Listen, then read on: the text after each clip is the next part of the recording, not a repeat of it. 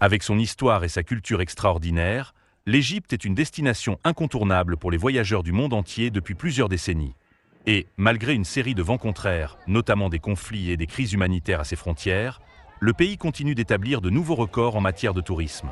Cette année, les autorités égyptiennes affirment avoir atteint le chiffre de 15,5 millions d'arrivées. Nous devons admettre que nous avons été affectés. Les prévisions étaient de 18 millions de touristes en 2024, nous aurions donc pu faire mieux, mais c'est tout de même bon au milieu de la tourmente. Cela est dû à nos vastes campagnes de marketing dans le monde entier, aux tournées de présentation et aux prix compétitifs que nous proposons. Nous proposons également différentes destinations tout au long de l'année, comme Luxor et Aswan en hiver, Sharm el-Sheikh pour les plages et la côte nord en été.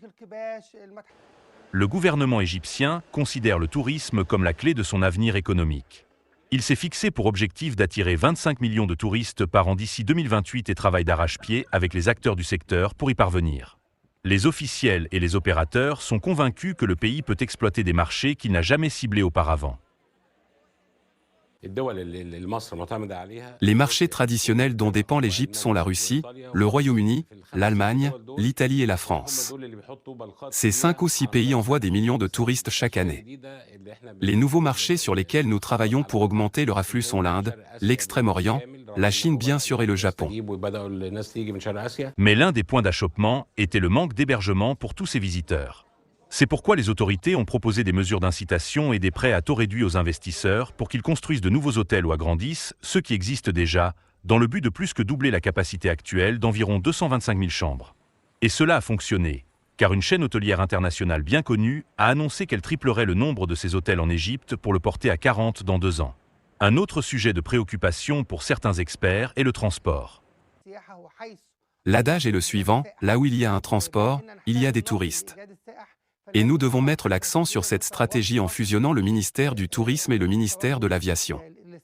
Cela améliorera les performances et nous permettra de créer de nouvelles liaisons de transport vers les marchés dont nous avons besoin pour faciliter l'accès à nos touristes. L'année 2025 pourrait être encore meilleure que la précédente. Nous sommes tous optimistes après que Donald Trump a dit qu'il arrêterait toutes les guerres dans la région. Si cela se produit, alors certainement cela apportera la stabilité et la sécurité et augmentera les afflux touristiques.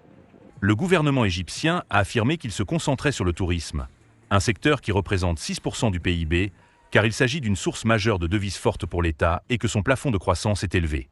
De plus, il est considéré comme essentiel pour de nombreuses industries secondaires qui emploient des millions de personnes.